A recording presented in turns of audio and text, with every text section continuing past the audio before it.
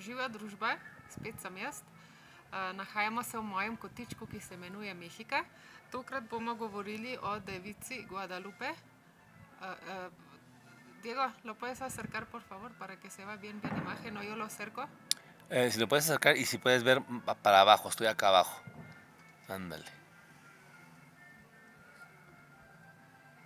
V zadju pa slišimo eno muziko, pač tukajšno, ampak sliši se tudi pokanje, tukaj se reče kojetes, to so petarde pa take zadevščine. In sicer bo jutri tukaj en prav poseben dan, evo, jutri bo en prav poseben dan, ki se reče, da je dan device Guadalupe. In sicer to je ta devica, ki ste jo videli prej na tej slikici. Je temnopolta, po mehiško temnopolta, taka svetlejša rjavkaste poltije in ona je zelo, zelo pomembna za celo Mehiko. In sicer pravijo, da so vsi Mehičani, da so tudi Guadalupanos, da so verniki, no, device Guadalupe. In sicer je ona simbol Mehičanov, ona se nekako, se pač domneva, da je ona pač mati vseh Mehičanov.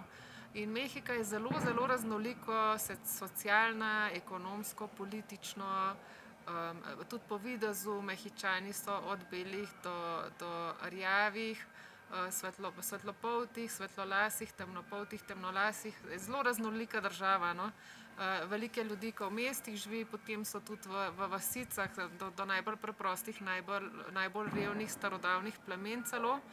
Ampak tam nekje 90% Mehičanov pravi, da so verniki, da so katoliški verniki in skoraj vsi od teh 90% pravijo tudi, da verjamejo v devico Guadalupe.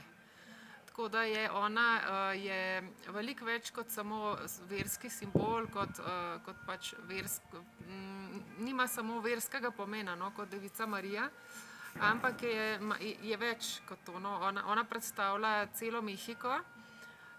In ja, kljub temu, da je tako zelo raznolika Mehika, ljudi vseh barv, vseh statusov, pač so verni, ne, in tako se vidijo. Recimo oni imajo kar velike teh oltarjev, skoraj na vsakem koraku so, in potem vidiš ljudi, ki gredo ven teh oltarjev in se pokrižajo.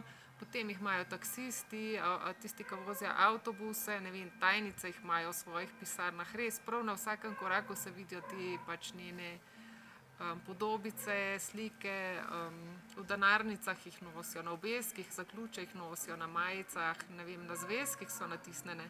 Res na vsakem koraku, no, se vidijo in je pač zelo, zelo jo častijo, no.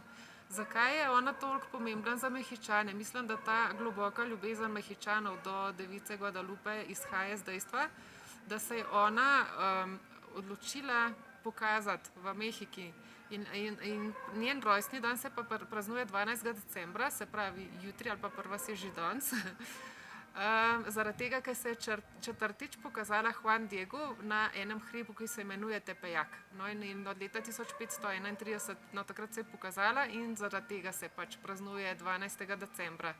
Kako to praznovanje poteka? V Mexico Cityju je pač in ona je tam, ko se je pokazala, je prosila, da se zgradi nek tempelj njej na čast. No, in se je zgrajena bazilika. In tja romajo. To gre ogromno število romarjev, tako iz Mehike, kot tudi iz ZDA, iz Južne Amerike, v bistvu z celega sveta. In gredo peš, na kolesih, z avtobusi, na vse možne načine grejo tja.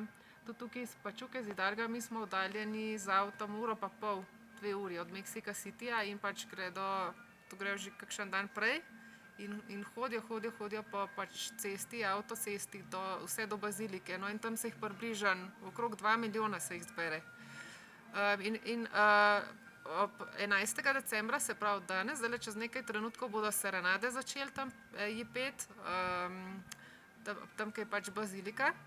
Potem ob polnoči pa pojejo manjanitas, to je pa pesmi, ki se tukaj pojejo za rojstni dan. In Običajno so najbolj slavni glasovi, tam pojejo pač te manjanite ob polnoči, 12. decembra. No, potem so pa čez cel dan maše in najpomembnejša maša je pa ob 12. je 12. decembra ob 12. Kakšno funkcijo ima tale devica Guadalupe za Mehičane? Pazi jih, ščiti jih na vsakem koraku. In to vse, kot sem rekla, ne, vse od otrok, ki gredo v šolo, očetov, ki gredo v službo, ne vem, delavcev, v tovarnah, mamah, ki so doma ali mamah, ki so tudi zaposlene, pač vsakega Mehičana ščiti, zaradi tega je pač njen pomen res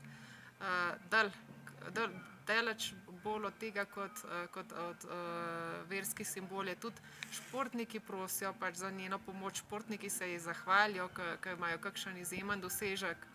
Res je izjemnega pomena za Mehiko. Tako da upam, da se vam je zdel prispevek zanimiv. Poseben dan pač za vernike Guadalupe je 12. decembra vsako leto in se praznuje na veliko, kot se vedno praznuje. Naj kot zanimivost omenim še to, da je Guadalupe načeloma žensko ime, skrajšano rečejo Lupita.